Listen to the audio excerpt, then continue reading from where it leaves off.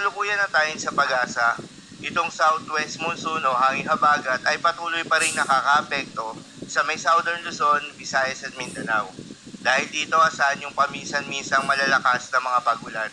Habang sa nalalabing bahagi ng ating bansa ay asahan naman yung bahagyang maulap hanggang sa maulap na kalangitan na may kalat-kalat na mga pag-ulan o thunderstorms. Dulot naman yan ng mga localized thunderstorms. Samantala, yung isa sa dalawang sama ng panahon na binabantayan ng pag-asa ay lumakas na bilang isang tropical depression o mahinang bagyo.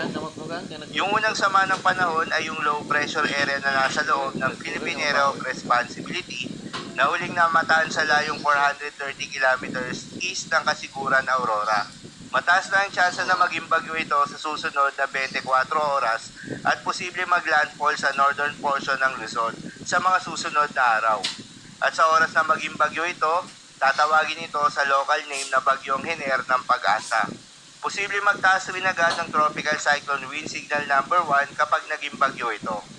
Ayon naman sa Japan Meteorological Agency, ang nasabing low pressure area ay isa ng tropical depression o mahinang bagyo.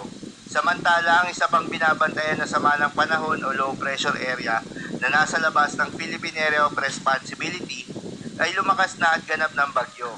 Huli itong namataan sa layong 2,165 kilometers east of southeastern Luzon, taglay ang lakas ng hangin na umaabot sa 45 kilometers per hour malapit sa gitna at pagbugso na umaabot sa 55 kilometers per hour, kumikilos ito pa northwestward sa bilis na 20 kilometers per hour. Inaasahan na papasok ito ng Philippine Area of Responsibility ngayon darating na Martes at tatawagin naman sa local name na Bagyong Helen. Ayon naman sa forecast track, hindi naman ito inaasahang maglalandfall sa ating bansa, mananatili itong malayo at walang direktang epekto. Samantala, ayon naman sa Japan Meteorological Agency, ang nasabing tropical depression ay lumakas na bilang isang tropical storm category.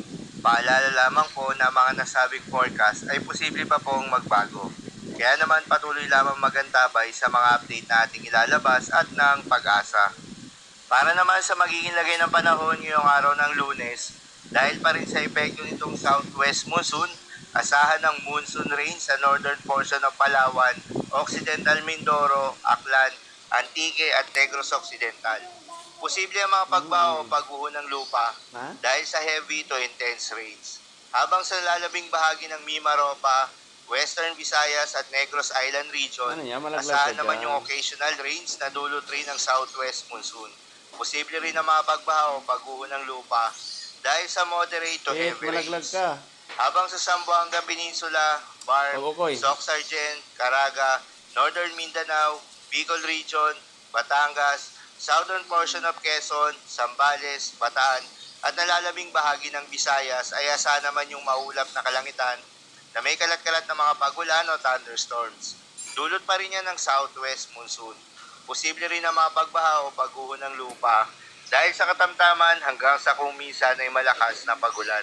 Habang sa Cagayan at Isabela, asahan rin yung maulap na kalangitan na may kalat-kalat na mga pagulan at thunderstorms. Dulot naman yan ng trough ng low pressure area. Posible rin na mapagbaha o pagguho ng lupa dahil sa katamtaman hanggang sa kung minsan ay malakas na pagulan. Para naman sa Metro Manila at nalalabing bahagi ng Calabarzon at Mindanao, asahan naman yung bahagyang maulap hanggang sa maulap na kalangitan na may kalat-kalat na mga pagulan o thunderstorms. Dulot pa rin yan ng southwest monsoon. Posible rin na mapagbaha o pagguho ng lupa during severe thunderstorms. At sa lalabing bahagi naman ng Luzon ay asahan rin yung bahagyang maulap hanggang sa maulap na kalangitan na may kalat-kalat na mga pagulan o thunderstorms. Dulot naman yan ng mga localized thunderstorms. Posible rin na makapagbaha o pagguho ng lupa during severe thunderstorms.